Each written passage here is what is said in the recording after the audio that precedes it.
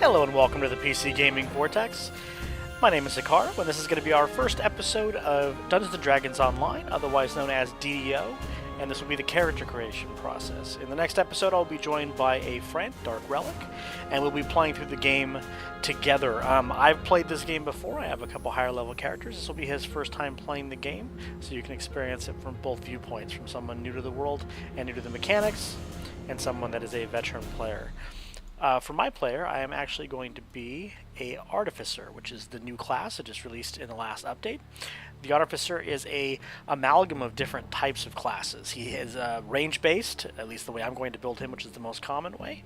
He also has a pet in that Iron Defender, the metal dog that you can see there. And then on that thing on his arm, it's called a Rune Arm. And what that allows him to do is allows him to use specific abilities. They charge up, and then the more you charge them, the more of an effect it has. I'm actually going to build him to use the crossbow you see there. It's a repeating crossbow. It fires multiple shots in quick succession.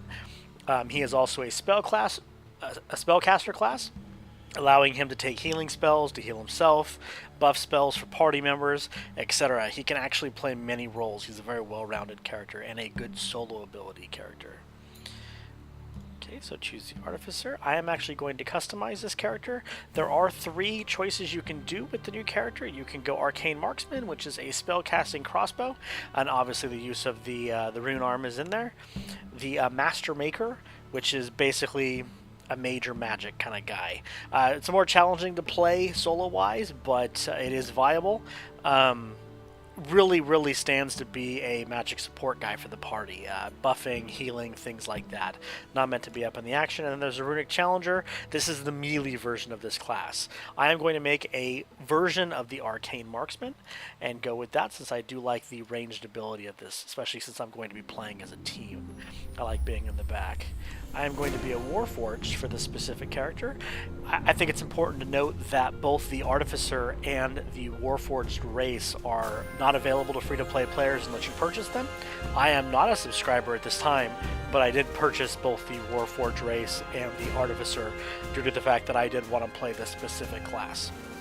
And the Warforged is a race I haven't played before, and seemed like it would be a good choice for the specific class. Okay, so on this first point where you come in, I actually have 32-point build unlocked because I have other higher level characters.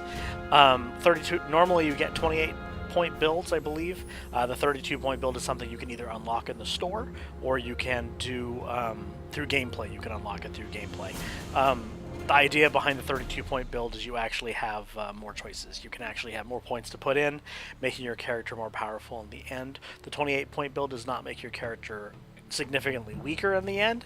It just gives you less points to begin with. They both end up being very viable.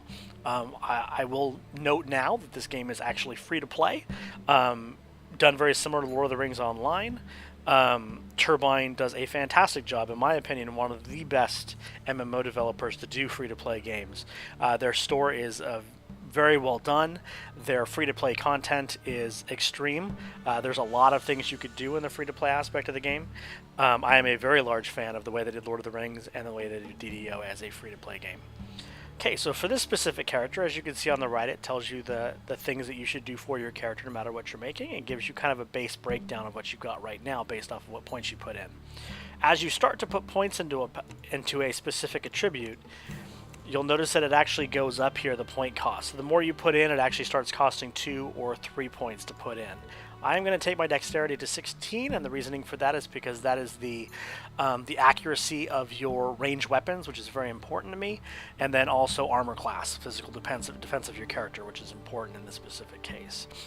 I'm also going to take my constitution up. Constitution being your hit points and your fortitude saves, making you more durable. I'm going to take my intelligence up. I might actually raise constitution higher, but I want to make sure I get these points distributed correctly at the beginning. I'm going to take my charisma up because I'm going to take use magic devices. Use magic devices allows you to do things like use wands and things of that nature, giving you more abilities and more access to spells you might not actually have. For example, if you are not a wizard and you have a wand of magic missile, you can actually cast magic missile through that wand without actually knowing the ability, but only if your use magic device, or otherwise known as UMD, is high enough. So I want to make sure my charisma is up enough to be able to do that. I am going to take strength up. We'll go there. One more there. So this is a good way. You start with 27 hit points with the Constitution buff. That's very good. I'm also going to take Toughness later on, which will raise my hit points up to 30. The Dexterity allows me to have a very solid bonus towards attack, so I don't miss very many shots. Intelligence is going to give me a very large spell pool, which helps quite a bit, and it also allows me to use spells more, so I can affects my spellcasting ability, making it to where I do not fail as much, etc. Wisdom's not really that important for this character, so I'm just not going to worry about it. Strength is nice for damage, but it's not super important with this character since the goal is to stay out of range. I can shoot many times before they get to me. Okay, so I've spent all my points, as you can see. The ability modifier will come into play on the next screen, and I will show you. So the ability modifier, what that is the higher your stat is, the more of a modifier you have when you're doing checks for these specific things. Like, for example, open lock. So I have a total modifier of 4. 3 of that actually comes from my dexterity being high, giving me a +3 modifier, and then of course 1 comes from the 1 point that I just put into it. This is actually very good. What that does is it makes it to where if you're specializing in abilities that you have, or I should say specializing in skills that you have a high ability modifier in, it's going to make it a lot easier for you to succeed in those skills. Now if you look on the left hand side, you'll see some of these abilities have an asterisk. What that actually means is that signifying that that is not a normal skill for my specific character I've made here. So balance is not something that an Artificer would normally take. That is not something that I would specialize in. And because of that, it actually takes twice as many points to raise that skill. So if I was to put a point into this specific one, balance, it would only go at 0.5 instead of giving me a full point. Normally, you just don't put points into those unless it's something extremely important to your character build. One of the great things about this game is people love to build characters and little nuances and things like that to make them exactly what they want. There is a lot of customability in this game. Being based off the Dungeons & Dragons 3.5 rule set, it actually gives you a ton of options. It really does feel like a pen and paper game in that way, where you can really mold your character to what you want it to be. There are choices that are going to be more powerful, but whatever you want your character to be, it can be. So what I'm going to do is I'm going to go in and I'm going to max out the stuff that this character is good at. So, for example, disabled device, it's a really big thing. He's got roguish qualities. Open lock is very useful for getting through locked doors and chests, especially working in a group if there's only one that can do it. I'm also going to raise search. Search allows you to look around in the area to find hidden doors and passages.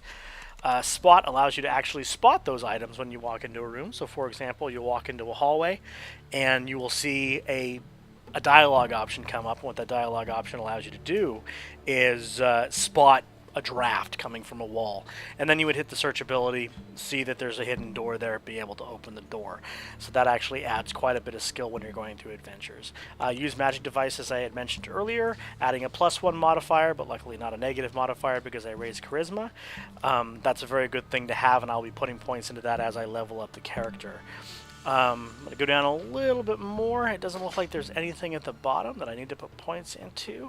So I have 8 more points. Let's see, what should I drop these points in? I've maxed a lot of the major ones. I got open lock, I got disabled device. Concentration. Concentration is actually very important. I'll bring up the tooltip for you. It basically makes it to where when someone's beating on you, you're in battle, you can still get your spell off. Being as I'm going to be taking a healing spell for myself, this is extremely important. If I get into a point being a ranged character where I've got someone beating on me, I'm going to need to make sure that I can cast that heal and keep myself alive, especially if I end up soloing with this character at all. When you have a second player with you, it's a little easier, especially if they can heal, because one of you might be out of combat, but when you're by yourself, it's very important to be able to cast this if you have it. And of course, there are other ways to heal. You don't have to actually have a healing ability. You can use potions, clickies like wands, and back items, cloaks, things like that will allow you to heal yourself. I have 4 more points. Let's go with thinking repair. Anything else I can see here? Raise those.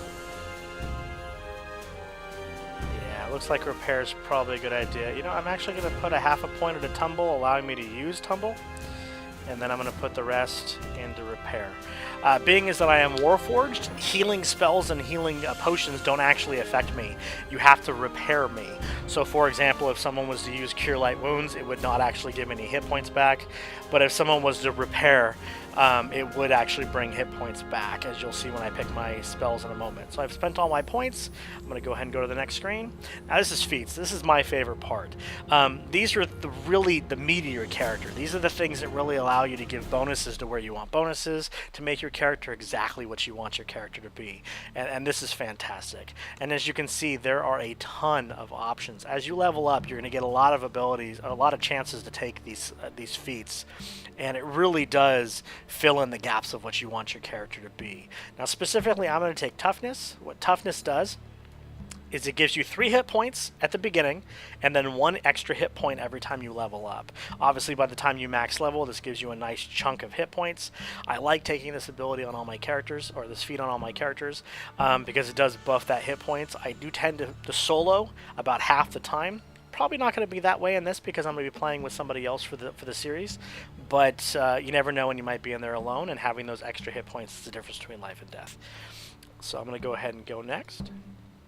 Okay, so this is where I choose my spells. I actually get to choose 5 spells. A lot of that, I believe, had to do with taking a higher intelligence. By putting points into intelligence, it actually allowed me to choose more of the entry-level spells. So the first thing, and in my opinion for my character is the most important, is Repair Light Damage. That's going to allow me to repair myself. Actually bring hit points back using spell points. I'm going to take that, Conjure Bolts, because, man, with a repeating crossbow, you go through a lot of bolts. What this allows me to do is summon a stack of 100 bolts that I use spell points for instead of having to buy stacks and stacks and stacks of bolts. It saves quite a bit of money and quite a bit of heartache. You never know when you're in a battle and you just run out of bolts. It's a horrible thing. I'm going to take Enchant Armor, which allows you to actually give a bonus to equipped armor. I can use it on myself, or I can actually use it on anybody in my party, so that's a good thing to give people defense. I'm also going to take Shield of Faith.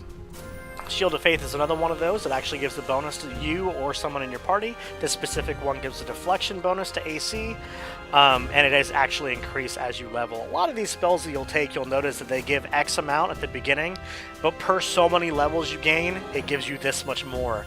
So these spells don't become useless as you get higher. They actually go with you, making these decisions even more important.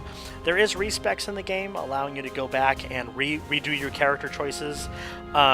So don't feel too pressured when you're making these initial choices. Things like your ability points are going to stick there. So you want to make sure you chose the right class, you chose the right race, and you chose the right ability points. But everything else allows you to mix and match. You can choose different spells, you can choose different feats as you go up, and things like that. You can even get all the way to 10, completely rearrange the way you chose things if things are different for you, which is actually nice to have. So I could take one more spell. So let's see, what should I take? I think I'm going to take an attack spell just for fun. Oh wait, what's a Blade of Armor? Ablative? I have no idea how to say that. Oh, you know what? That's actually pretty cool. Maybe that. I'm going to take an attack spell. That sounds fun. Okay, so this is basically a summary of what I've chosen. This gives me a general idea of all the things I've chosen, and also it's the last chance to make any changes. So as you can see, it shows all the skills, even the ones I didn't put points into, so I can see an overall picture. It shows all of the race and class features, including my feats and my feat choices. Some of them you just granted because of your race class combination. And then it shows my ability modifiers, hit points, etc. I'm going to hit next. So this is my chance to make my character look the way I want them to look. So just real quick here, let's make some quick changes. I'm going to go there.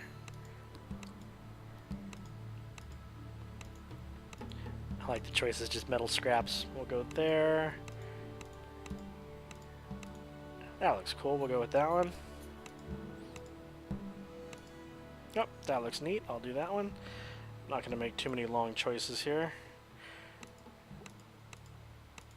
Oh, I like that nose. I like the underjaw or underbite jaw he's got going on there like Venture Brothers. Let's see. These are all awesome. That's cool. Yeah, I'll go with that one. Okay, so the skin color is not really his skin as much as it is his helmet. I'll go with like a dark green. I like it. We'll go with that. Not a whole lot of customization on the Warforged, being as they're not really human. They are golems brought to life. So just like in my EverQuest series, if you've watched that, you will notice that I'm using the same name, except I'm adding that H on once again. Normally it doesn't have the H, it's just Hikaro, but Hikaro without an H is taken on this server. Toughness is one that I actually always use, due to the fact that back in EverQuest 1 I used that last name. It actually means wizard or spellcaster in Dutch.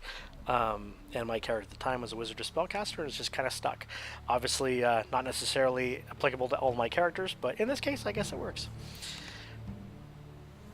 Okay, so there we go. I will note that this is not actually the main server I play on, so these are not my actual normal characters. These are the characters I used to play around with the different options on the Artificer when they came out, and let me tell you, the Artificers are pretty awesome, as you'll see in the series goes on. They have a ton of options. I've played a monk, and I've played a favorite soul, and where the favorite soul was definitely my favorite up to this point, the Artificer is extremely fun to play. So we'll go ahead and jump right in, start with the training tutorial. We'll get into the training town, and then I will be joined by DarkRelic. Not sure what his character name is going to be quite yet. Sure I'll find that out soon enough.